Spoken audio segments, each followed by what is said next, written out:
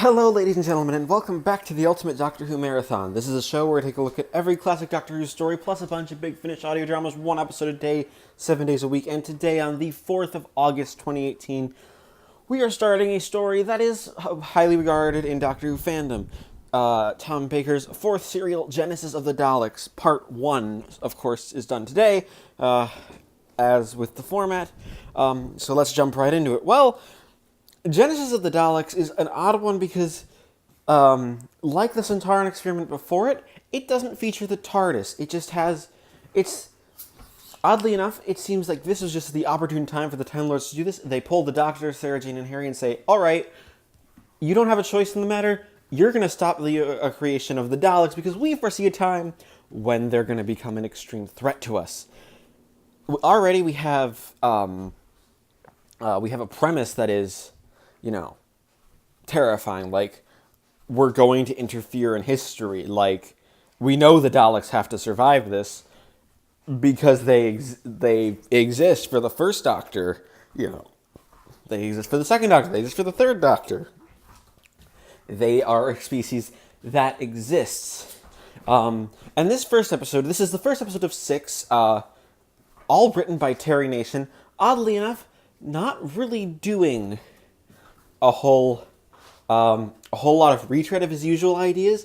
This is something entirely new. I mean, the opening shots, directed by David Maloney, who is an amazing director, are of soldiers getting killed in the war. Yeah, these are shots that aren't your standard, oh, nothing's bad. No, we are in for a ride, and it's going to be dark, because we've got... planet at war, and it's not afraid to show war. We're in, oddly enough, we are filming. Quite a lot of this is filmed outside in a quarry, but that also helps because it just gives this feeling that everything is desolated, like there's a bunch of smoke. In trying to find their way to shelter, the Doctor steps on a landmine, and a big part of the episode, like a decent chunk of time, is spent trying to get the Doctor off of this landmine. What's nice is that for part 1 of Genesis of the Daleks, we focus directly on the Doctor, Harry, and Sarah Jane. All they know, they are before the Daleks' creation, and they have to avert it somehow. Which actually makes the cliffhanger where the Dalek being we seeing this man in a wheelchair. Of course, we know him as Davros. He's disfigured. He's testing out a Dalek. That it's a terrifying cliffhanger. It's like, because the cliffhanger isn't it's a Dalek. The cliffhanger is the Doctor and company are too late. The Daleks already exist, at least in some form, which is nerve-wracking. Because of course, oddly enough, when the Doctor, Sarah Jane, and Harry make it to a trench, Sarah Jane gets separated from everybody. Like there is fire happening, and they are separated from each other. They don't stay together for the majority of this episode. The Doctor and Harry are taken in for questioning, and we just see now. The original Dalek serial had the Daleks as a Nazi allegory, but the Khalids, the people who are going to become the Daleks, they're essentially Nazis. Like, they refuse to accept the Doctor and Harry are aliens. There's no one sympathetic. The first character we meet from them is General Raven, who's he's just like, right, transport them, figure out and then we're going to shoot him.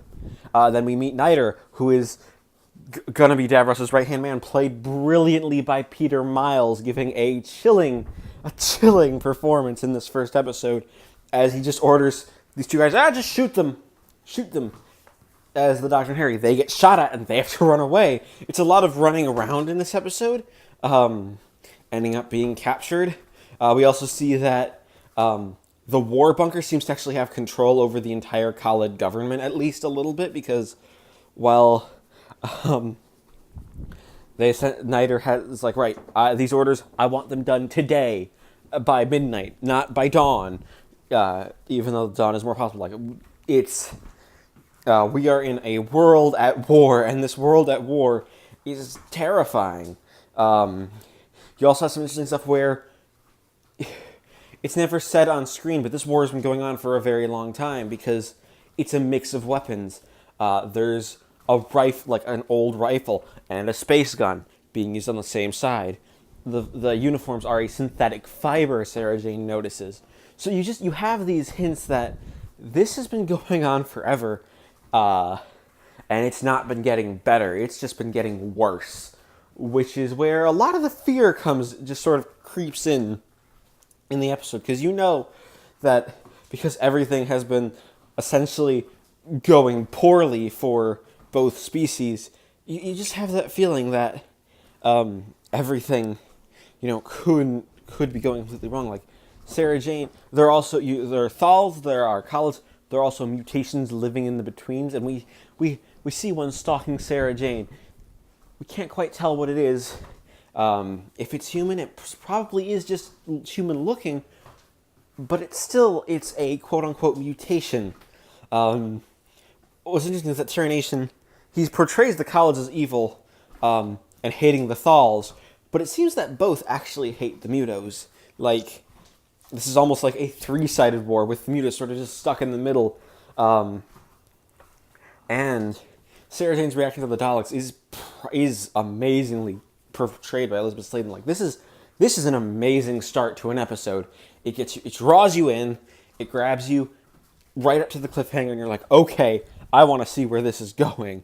And, well, that's what you do. You want to keep going. So I'm going to give Genesis of the Daleks, Part 1, a perfect 10 out of 10. Alright, it is the 5th of August 2018, and I just finished watching Part 2 of Genesis of the Daleks. And Part 2 of Genesis of the Daleks continues with that amazing tension, partially by, well, one, it gives us our first real Dalek. We have a scene where Davros basically shows off the Dalek, currently known as the Mark III travel capsule. Very sophisticated name for everything. And very sophisticated for something that is something that is very, very weirdly designed. Of course, it's the Mark III travel capsule. It's not a Dalek, and of course it'll be called a Dalek later. So you have two plots. You have the plot in the Khalid bunker and the plot in the Thal bunker. The plot in the Khalid bunker is basically with the Doctor and Sarah Jane. And the plot in the plot in the Khalid bunker is the Doctor and Harry, and the plot with the Thal bunker is with Sarah Jane and some Mutos who are just as racist as the Thals and the Khalids, because they're like, all norms must die, basically. And it's quite funny because to the human eye, they don't look like mutations, and I'm pretty sure that's intentional. Like, that is an intentional design choice of, they are not meant to be actually mutated. They're just slightly different, slightly sick, and they're being used for slave labor. The Thals bring them into their dome and put them to work on getting a rocket ready with nuclear materials so they can try to blow up the Khalid dome. And they're only doing it with them because they're not doing it protected, because it'll kill them. It's fine. Nothing bad's gonna happen. So, both sides in this war are morally corrupt. This is not partially, this goes to the message of, this is an anti-war story. It's not there. And what's amazing is that Tom Baker, Liz Sladen, and Ian Marter, they're all selling the seriousness of the situation very well. They're not laid back. They are very nervous, like, okay, we're screwed. No matter what in this scenario, we have our we have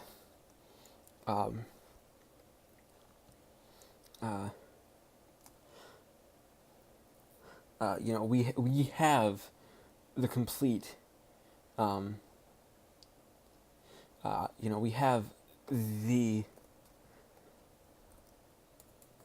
we are getting ready for the total extermination of the Thals. We are here to have a genocide. This isn't much.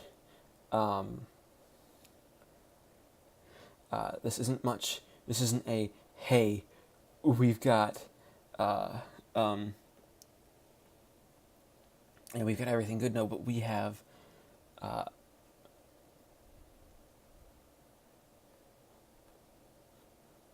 it's we've got everything sort of there as like we are building stuff up.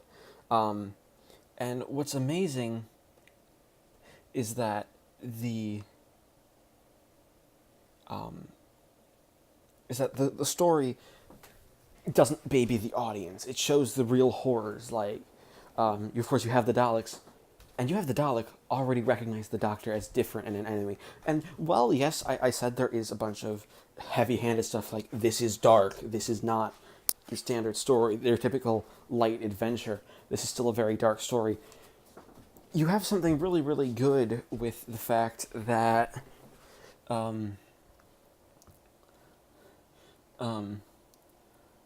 with the fact that,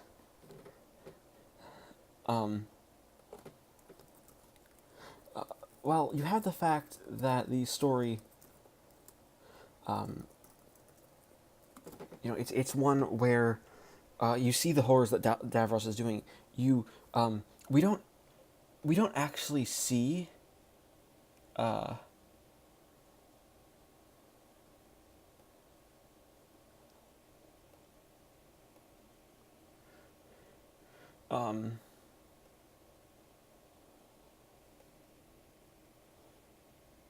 we don't actually immediately see the big, we don't see what the Dalek mutants look like in their in the testing room.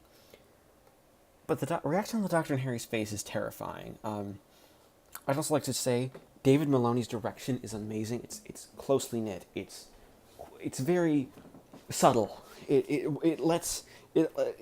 highlights the actors acting, having them be the ones to, be the ones to do the stuff they have, they get a, they get a big part of, the credit for why this works. I mean, even the cliffhanger which has Sarah Jane making an escape attempt up the rocket by climbing out. They're going to climb out and slide down the side of the dome. It's really well done. It's well executed. It's made as like, hey, we're going to try this, and we, no one can stop us. We are going to do this. We are going to try to get out of here as soon as we can. And it's all done well. Davros, introduced as a character, we don't quite see, we see his ruthlessness here, but he fits in really well. He's played by Michael Wisher, who does an amazing job working through the prosthetics just in this episode alone. You have more of Niter, who is completely evil. Ronson, he's the scientist guy. He's the only one who is slightly sympathetic, not by much, because he's like the only scientist.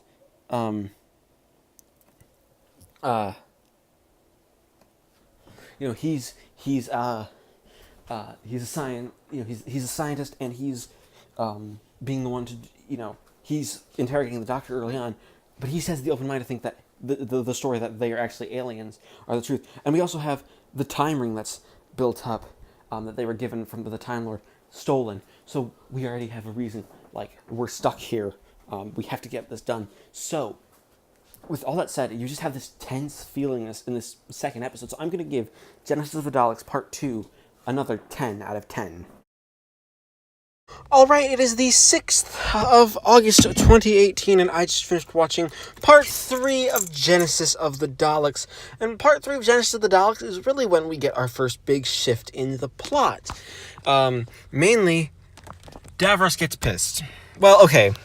The cliffhanger was resolved by Sarah Jane being caught by someone below her, which is great, and they're eventually taken back down as slaves because the escape attempt doesn't work. So she's kind of a slave through the entirety of the episode, because this isn't really an episode about her plot line. This is more a focus on, hey, the Doctor and Harry have their plot line, not Sarah Jane, which is, fine, because, it's a 6 episode story, you have to fill up the time.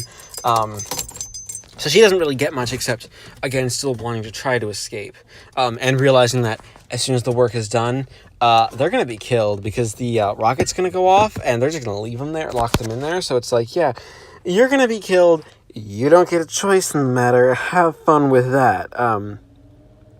which is already kind of a terrifying prospect of, like, it's kind of just being left for dead. We don't care.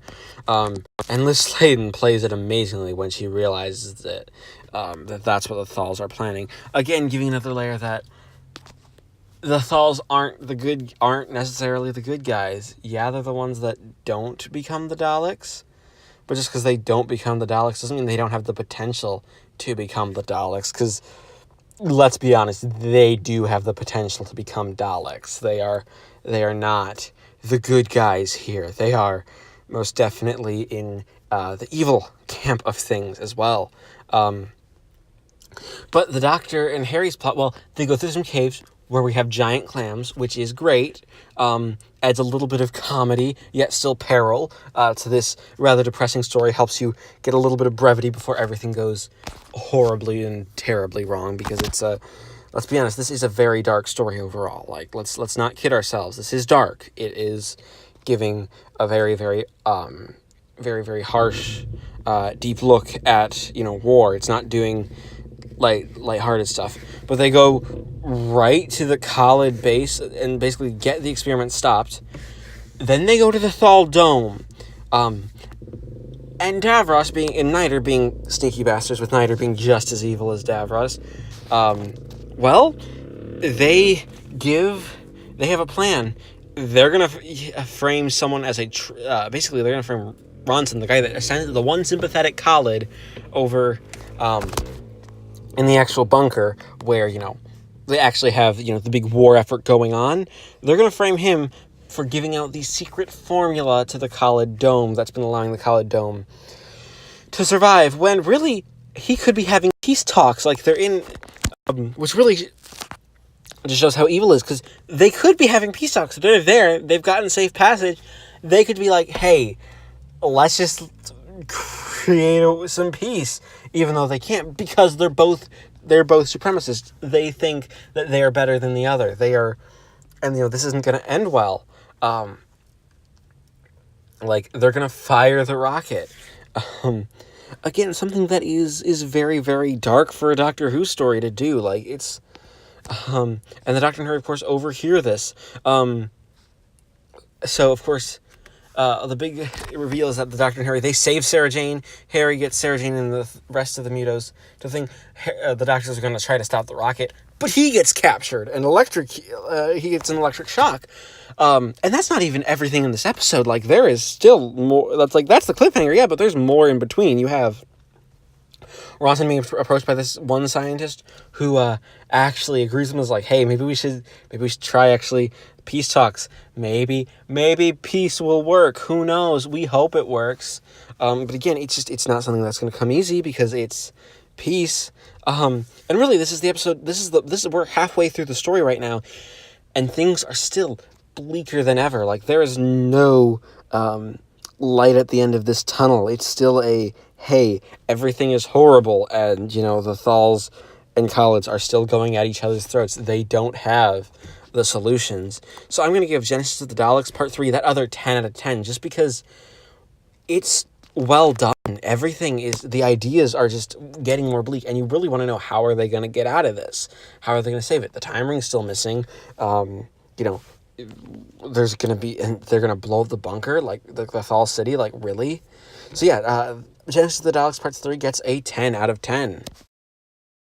Alright, it is the 7th of August 2018, and I just finished watching Part 4 of Genesis of the Daleks. And Part 4 of Genesis of the Daleks is the part of the story, really, where everything in the story really just sort of falls down into just the darkest places imaginable. The episode opens with some very good, very, very good misdirection for the story. The first, the first few scenes are that, the Doctor, essentially he's captured, after that cliffhanger, but he immediately tells the Thals, don't blow up the Khalids, because, well, here's the thing, if you do that, it'll, you know, cause, um, you know, it'll cause the Daleks to have the Khalids, you know, they will retribution. This is all a ploy. Davros isn't actually, you know, he isn't actually you know, he's not actually trying to be good. But of course, what happens then is that the story doesn't work. His story doesn't work. They fire the rocket, it detonates, and Davros uses that as an excuse to unleash the Daleks on the, releases the Daleks on the Thals, and allows them to continue the mutation program, as well as, you know, put some of the scientists he thinks are betraying him, you know, basically make them wary, and eventually get ready just to kill them, which is, you know, something that is very, very, very terrifying. Like, it's done very well. The episode creates some really good atmosphere because of it. And, you know, where the real atmosphere, you know, happens is that, you know, the story isn't over yet. Like, the Daleks attack and the Doctor escapes. And also you have the real fear that, the Doctor, you know, has lost Sarah Jane and Harry, because they were going back. And, well, the good news, you know, when it's revealed that they're still there, that they're alive, that they actually got stuck in the tunnels, it feels really good. And you have you automatically almost, you have the Thals and some of the mutos working together to realize that, hey, the entire thing, like the entire story itself, is going dark. Like, you have the Daleks on the warpath, and, you know, our Thal and Muto characters, they can't save, they can't save, they can't be saved from them, because they are not good people, and they're not good creatures, and that's only one part of the episode. Like, I haven't even gotten to the ending yet. But you have Davros and Niter also, like, you have Niter really showing his cards of how, of really, really how evil he is, like really evil. You know, I mean, he talks, you know, some sense into one of the generals, Garmin, who is, you know, has been a tough character, because he's been for the you know, he's been for the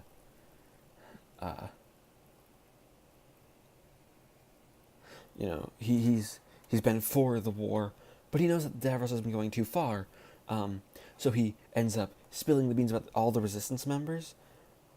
So Davros then is allowed to kill them all. Like, this is a very dark story. Like, Davros is now the one in control of everything. You know, something that the story, you know, does, you know, it does some really good stuff. Like, you know, it does some interesting, you know, some interesting things with the story. Like, you have Davros be evil, and then they capture the Doctor and Sarah Jane and Harry, and they realize that, you know, Davros has realized that the Doctor is the one who, you know, the Doctor is the one, you know, who knows about the Daleks and how they're going to be. So Davros wants him basically to say, basically he wants him to be like, give up all the secrets, and, like, okay, how do they fail? Where do I go wrong?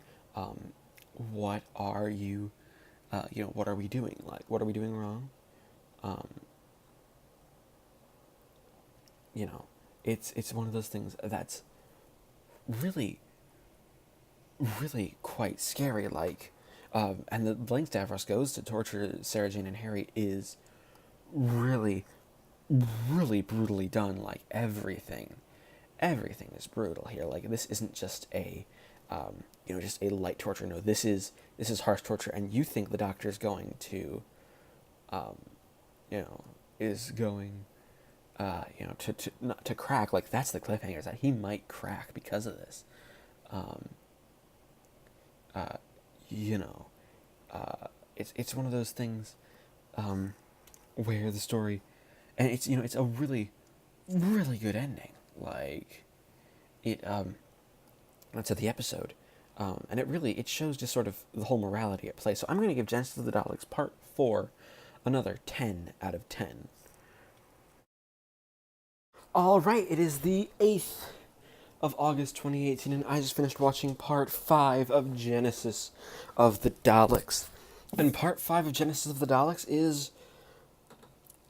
it's the first half of where we get some of the most famous bits of this episode. Oddly enough, you have the big resolution is the cliffhanger is actually not a good one. And, I mean, it's a good quality one, like, it's not bad, but it's, like, for storytelling wise, it's not in our hero's favor. It's the doctor breaks down and starts to basically tells Davros all of the all the secrets as to here's how you beat the Daleks. Here is where what you do to beat the Daleks. Here's their failings. Here's their trappings. This is how they lose. So you do with this information what you will, which is one of those. Which is one of those interesting sort of things. Like, it's an interesting story. You have the Doctor essentially trying to saving his friends by condemning the universe. Something that's interesting about the Doctor's character, because he's obviously for the greater good of the universe. Yet he still doesn't want to see his friends hurt, so he's ready to find a different solution to defeating them. Like, I mean, the information is held on a tape, and there's no way really for Davros to remember all the information that he did, especially with just the fact that it's a lot of stuff. It's one of those things. Uh, you know, uh, um,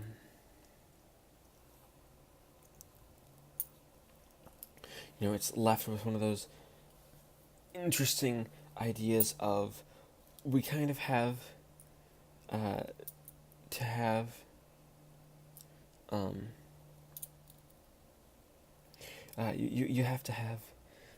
you have to have the story going on. You have that already as an interesting idea. You have the Doctor. You have of course Niter and Davros continuing their evil streak. Like, it's scary because they haven't they haven't exactly done the they haven't killed anyone yet.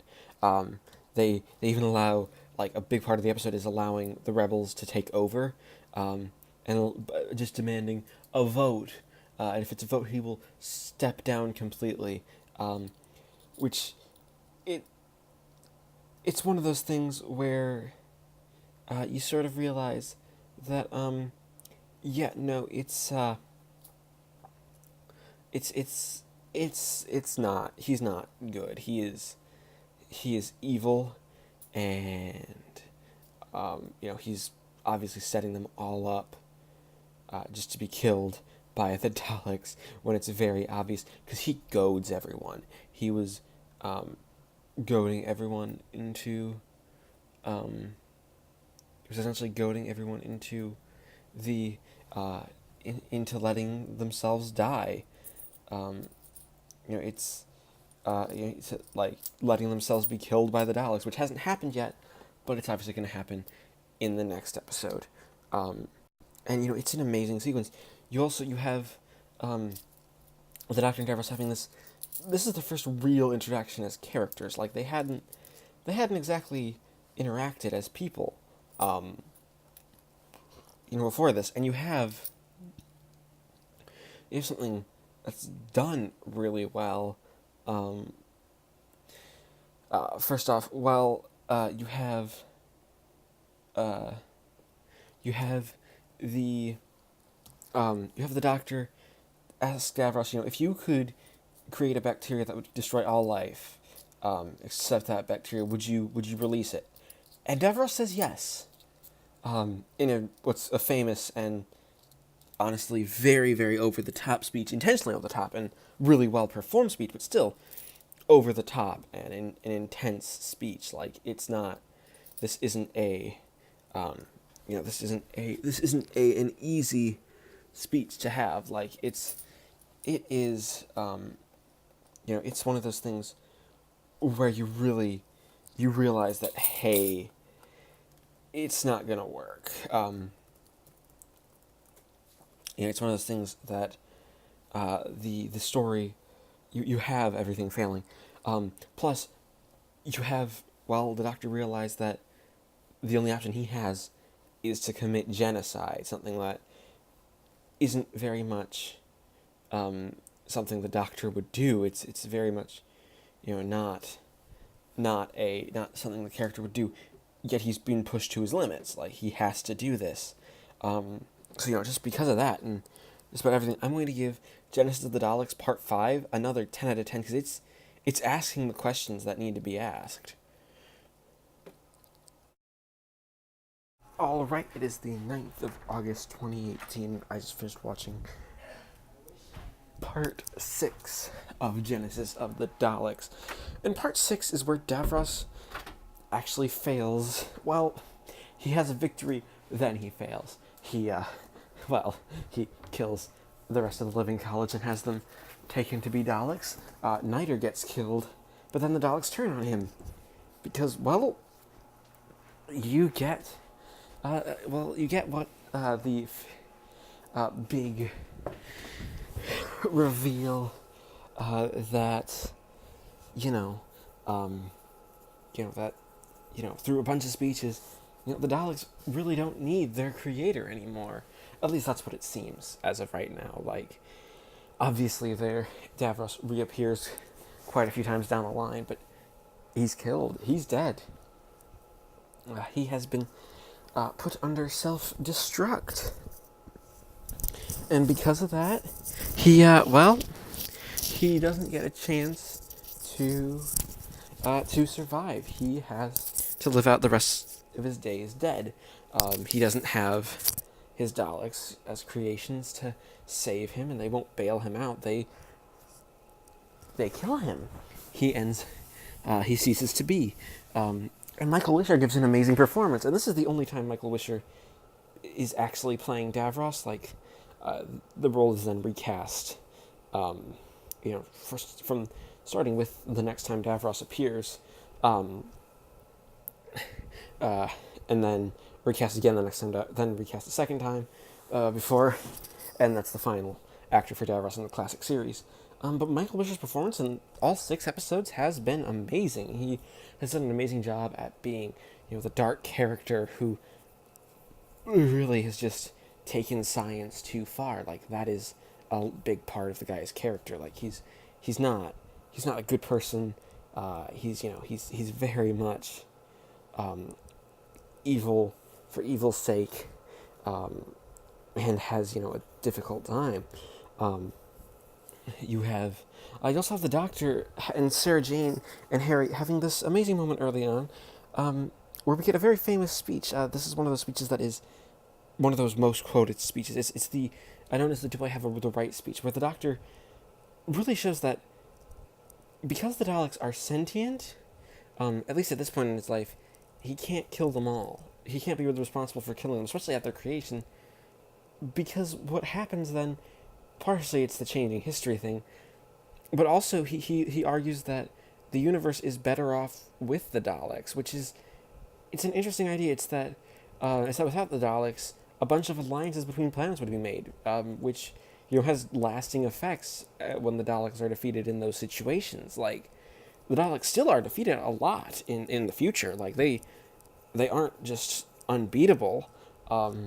So well, the Doctor settles for just letting them live, and just destroying the tape, which they do, and that's an amazingly tense sequence too. Like it's really tense, and even the Sarah Jane is like, Doctor, are you sure about this? If this was like a bacteria, you wouldn't do it. But no, it's because they're sentient, and they are a a race of living creatures. That's what allows them to have allows them to keep living at least. And that's something that also is it's a bit important to note here because the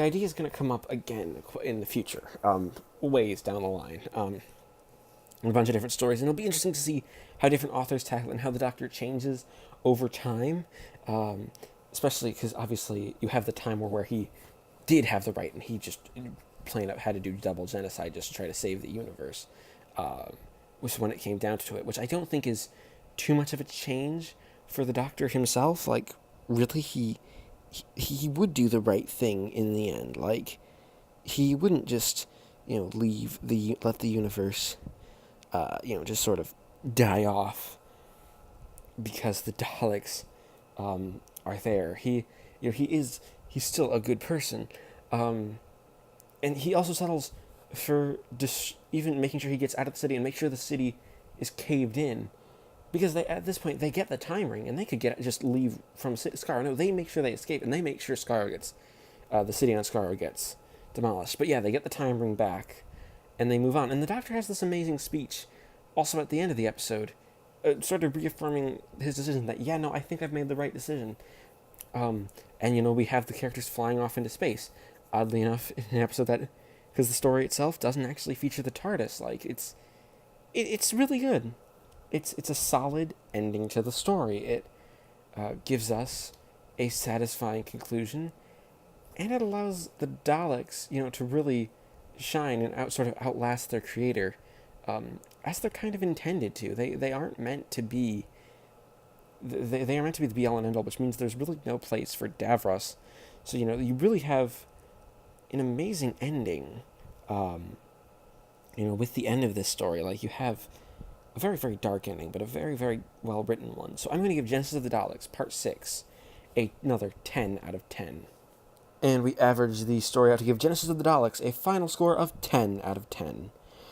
Thank you, everybody, for watching this long installment of the Ultimate Doctor Who Marathon. Please leave a like, comment, and subscribe if you haven't already, and I'll see you next time when we finish up Season 12 with Revenge of the Cybermen.